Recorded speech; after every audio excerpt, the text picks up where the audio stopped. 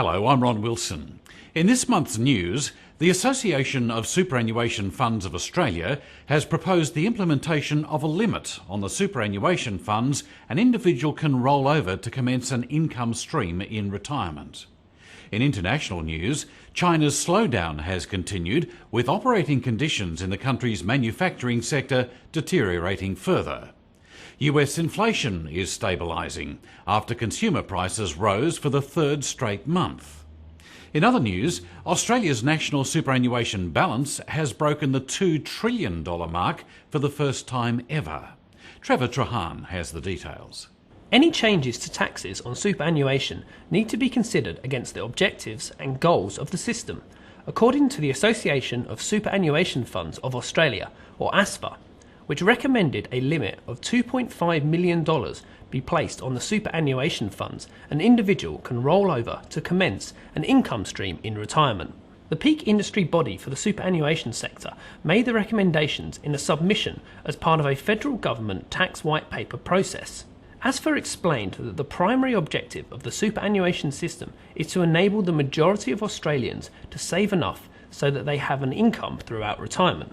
This should provide a comfortable retirement without having to rely solely on the age pension.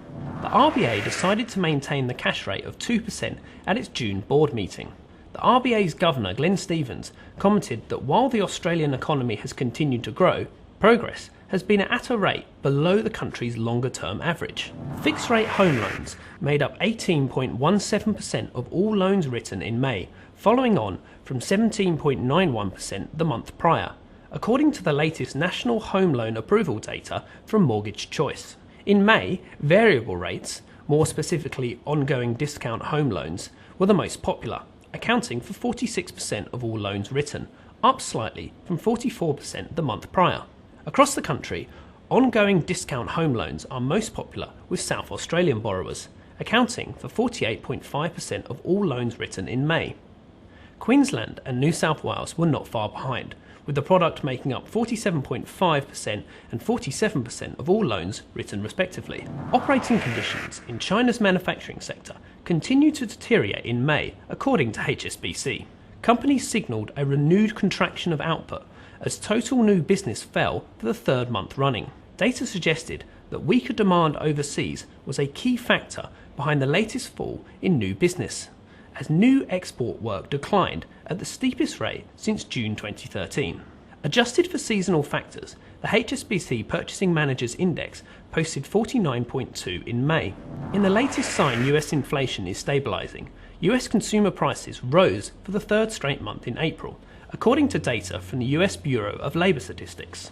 The Consumer Price Index for all urban consumers increased 0.1% in April on a seasonally adjusted basis, while over the last 12 months, the All Items Index declined 0.2% before seasonal adjustment. European economic growth is expected to continue to slowly pick up, from 0 in 2013, 1.3% in 2014, through to 1.8% and 2% in 2015 and 2016 respectively, according to the latest World Bank EU Regular Economic Report. EU Central and Eastern European countries will continue to grow above the European average, with growth expanding over 2.4% in 2015, based on robust consumer demand, the gradual return of investment, and continued export growth. The pickup in 2014 was particularly strong in Germany, Hungary, Ireland, Poland, and the UK, while southern European countries finally returned to growth following significant financial and economic restructuring.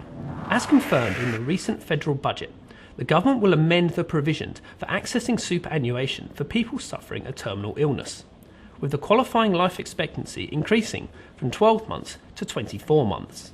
Under the current provision for early access to superannuation, a person with a terminal illness is required to obtain a certification from medical specialists confirming they have less than 12 months to live. ASIC plans to develop a regulatory guide on review and remediation programs conducted by AFS licensees that provide financial advice. Over the last few years, ASIC has negotiated a number of major review and remediation programs by financial advice firms. The regulator claims such programs have been large-scale exercises to review personal financial advice provided to retail clients and to compensate those clients where loss has been suffered as a result of non-compliant advice, fraud, or other breaches of the law. Australia's total superannuation assets, including the assets of SMSFs and the balance of life office statutory funds, rose to $2 trillion, an increase of 14.3% from the March 2014 quarter, according to APRA. APRA found contributions to funds with more than 4 members over the March 2015 quarter were $23.7 billion, up 4.4% from the March 2014 quarter, when it was $22.7 billion. Total contributions for the year ending March 2015 were $101.6 billion,